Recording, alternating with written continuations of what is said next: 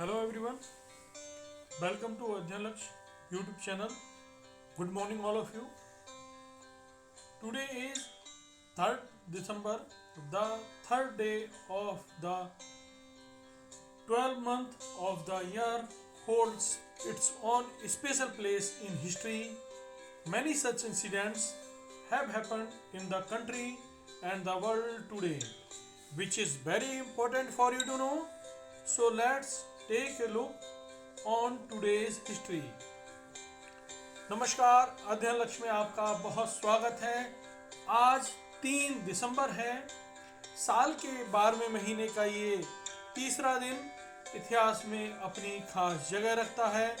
आज के दिन देश विदेश में कई ऐसी घटना घटित हुई जिसे आपको जानना बेहद जरूरी है। तो आइए नजर डालते हैं आज के इतिहास पर। आज डॉक्टर राजेंद्र प्रसाद जी का जन्म हुआ था। आज उनकी जयंती है।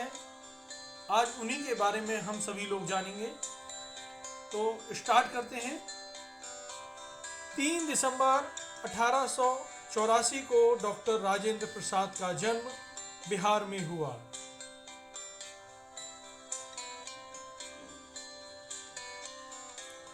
उन्हें सम्मान पूर्वक राजेंद्र बाबू के नाम से पुकारते थे। वह भारत के प्रथम राष्ट्रपति और महान भारतीय स्वतंत्रता सेनानी थे। वह एकमात्र राष्ट्रपति थे जो 2 बार भारत के राष्ट्रपति बने। उन्होंने भारतीय संविधान के निर्माण में भी महत्वपूर्ण योगदान दिया है।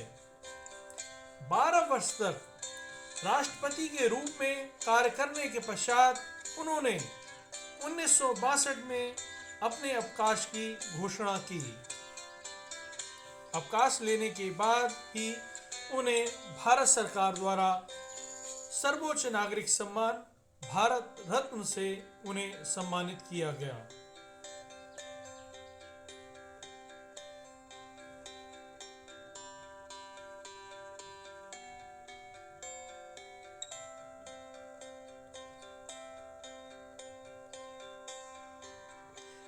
डॉक्टर राजेंद्र प्रसाद को लिखने पढ़ने और भाषा से बहुत लगाव था।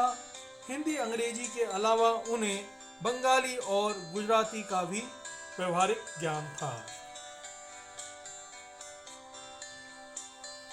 डॉक्टर राजेंद्र प्रसाद की जन्म जयंती पर उन्हें विनम्र अभिनंदन है और अभिवादन।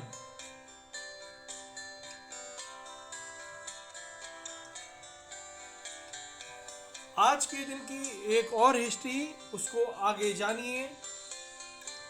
3 दिसंबर 1889 में खुदीराम बोस का जन्म बंगाल के मिदनापुर जिले में हुआ। आज उनकी जयंती है।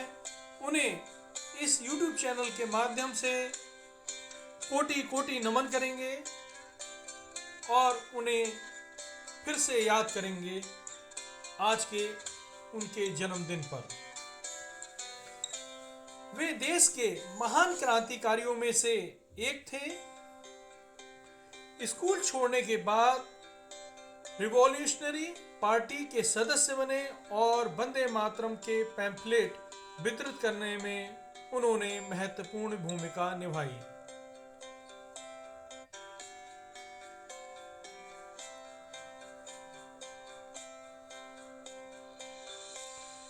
युगांतर नाम की क्रांतिकारी संस्था के माध्यम से खुदीराम बोस क्रांतिकारी गतिविधियों में गुप्त रूप से सक्रिय रहे।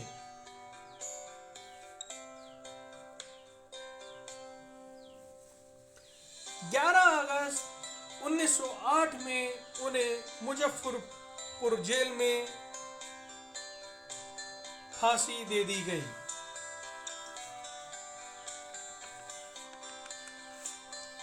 भारतीय स्वाधीनता के लिए मात्र 18 वर्ष की आयु में खुदीराम बोस हाथ में गीता लेकर फांसी पर चढ़ गए।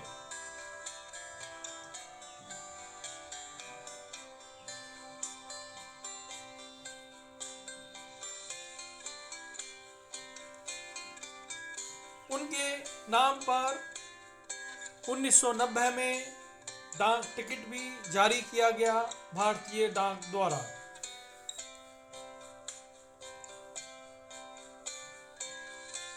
भारत भूल गया इस शहीद को जिसने मात्र 18 वर्ष की उम्र में वतन की खातिर एक हाथ में गीता लेकर वंदे मातरम के नारे लगाते हुए हंसते हंसते फांसी के फंदे पर चूम लिया, फांसी के फंदे को चूम लिया।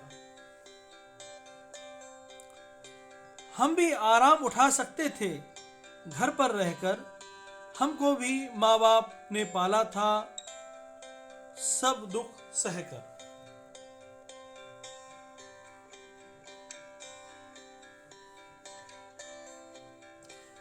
खुदीराम अमर रहे, उनके कुछ कथन हैं उसके बारे में जानिए।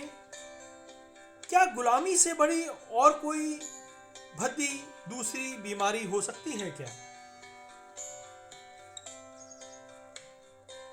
महज 18 साल की उम्र में प्राण मां भारती के चरणों में अर्पित करने वाले महान क्रांतिकारी खुदीराम बोस साल 1908 में 11 अगस्त को शहीद हो गए थे।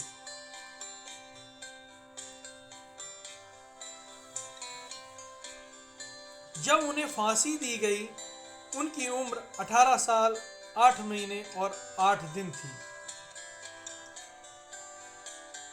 ब्रिटिश मजिस्ट्रेट की हत्या की कोशिश में बोस और साथी क्रांतिकारी प्रफुल्ला चक्की ने गलती से उस रेल डिब्बे में धमका कर दिया जिसमें अंग्रेज महिलाएं सवार थीं जो मारी गईं।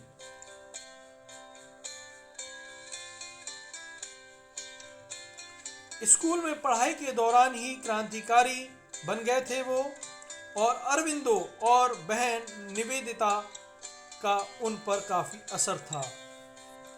16 साल की उम्र में बोस ने पुलिस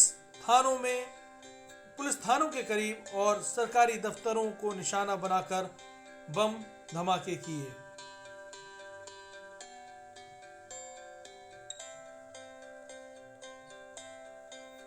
खुदीराम बोस की जयंती पर उन्हें कोटि कोटि नमन इस यूट्यूब चैनल के माध्यम से। आज के दिन की एक और हिस्ट्री, उसको आगे जानिए। 3 दिसंबर 1971 में भारत और पाकिस्तान के बीच तीसरा युद्ध हुआ। युद्ध में पाकिस्तान को बड़ी हार हुई और पाकिस्तान को हार का सामना करना पड़ा।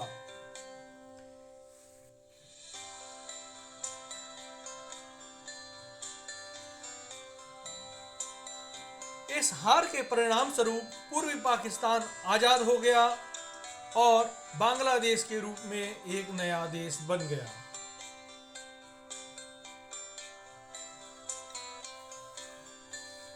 युद्ध का आरंभ पाकिस्तान द्वारा भारतीय वायुसेना के 11 स्टेशनों पर हवाई हमले से हुआ।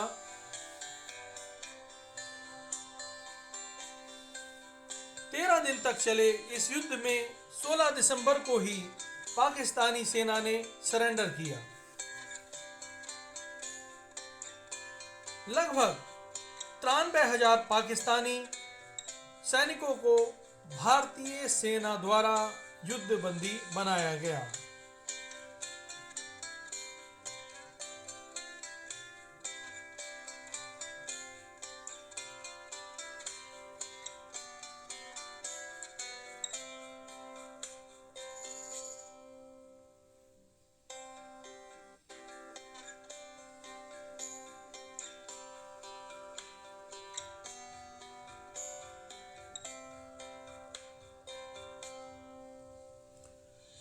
उन्नीस 1971 के भारत और पाकिस्तान के युद्ध के बारे में डिटेल में जानिए। 1971 का भारत पाकिस्तान युद्ध भारत और पाकिस्तान के बीच एक सैन्य टकराव था जो 3 दिसंबर 1971 से पूर्वी पाकिस्तान में बांग्लादेश मुक्ति युद्ध के दौरान 16 दिसंबर 1971 को ढाका में पाकिस्तानी आत्मसमर्पण तक हुआ था। युद्ध की शुरुआत पाकिस्तान के ऑपरेशन चंगेज खान से हुई थी, जिसमें शामिल थे 11 भारतीय हवाई स्टेशन पर पूर्वव्यापी हवाई हमले। इन हमलों के कारण भारत ने पाकिस्तान पर युद्ध की घोषणा कर दी, जो बंगाली राष्ट्रवादी ताकतों के पक्ष में पूर्वी पाकिस्तान की स्वतंत्रता के लिए युद्ध में उनके प्रवेश का प्रतीक था। भारत के प्रवेश ने पूर्वी और पश्चिमी दोनों मोर्चों पर भारतीय और पाकिस्तानी सेनाओं के उलझने से मौजूदा संघर्ष का विस्तार किया।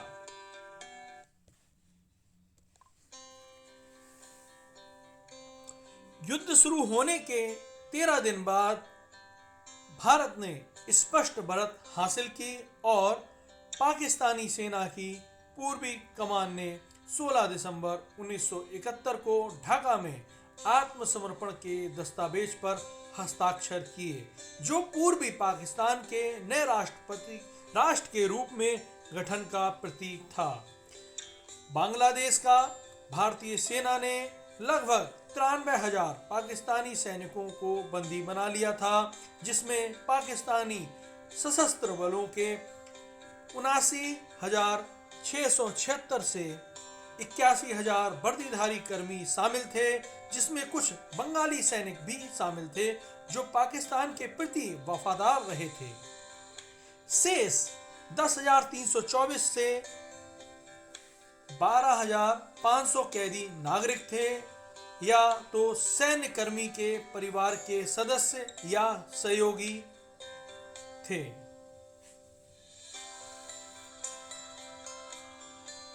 ये 1971 का भारत पाकिस्तान युद्ध था। इसके बारे में हमने डिटेल में जाना।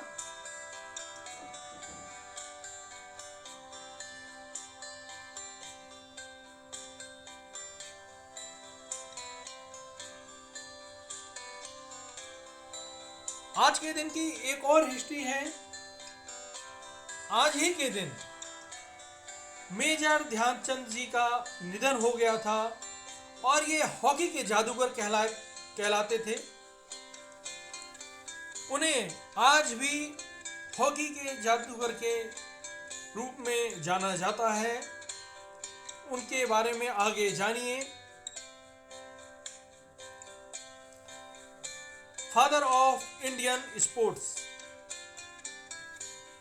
भारत रत्न मेजर ध्यानचंद की पुण्यतिथि पर भावपूर्ण श्रद्धांजलि इस यूट्यूब चैनल के माध्यम से।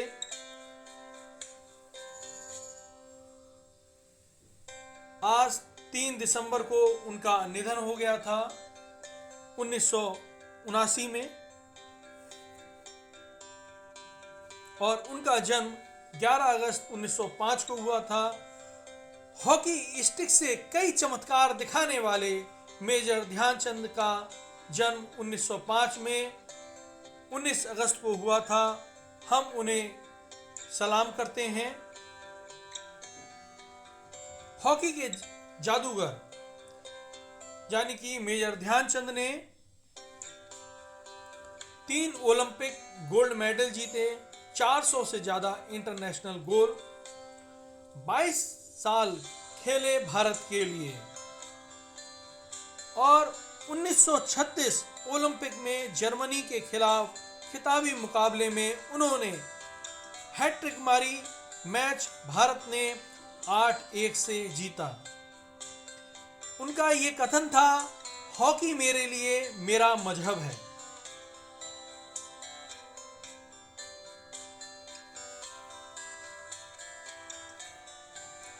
हॉकी के जादूगर एवं पद्म विभूषण से सम्मानित और 3 बार भारत को ओलंपिक में स्वर्ण पदक दिलाने वाले महान खिलाड़ी मेजर ध्यानचंद जी की पुण्यतिथि पर उन्हें सत सत नमन।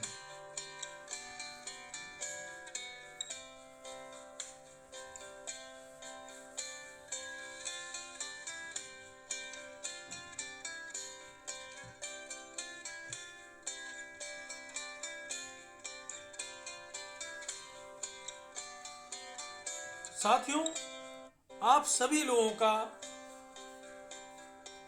बहुत बहुत धन्यवाद। आप लोग इस वीडियो में लास्ट तक बने रहे। आप लोगों से मैं आशा करता हूं इस वीडियो को ज़्यादा से ज़्यादा लोगों को शेयर करेंगे और जो लोग नए हैं वो इस चैनल को सब्सक्राइब करें ताकि आपको आने वाले दिनों में दिन प्रतिदिन इस YouTube चैनल के माध्यम से हर दिन की हिस्ट्री के बारे में पता चले और कुछ महान व्यक्ति के बारे में पता चले जिनका उस दिन जन्म हुआ है या फिर उनकी पुण्यतिथि है, उनके बारे में पता चले और कुछ ऐसे फैक्ट हैं जिसमें सभी लोगों को जागरूकता हो। साथियों, इस वीडियो को ज़्यादा से ज़्यादा लोगों को शेयर करें, लाइक करें, सब्सक्राइब करें। जय हिंद, जय भारत।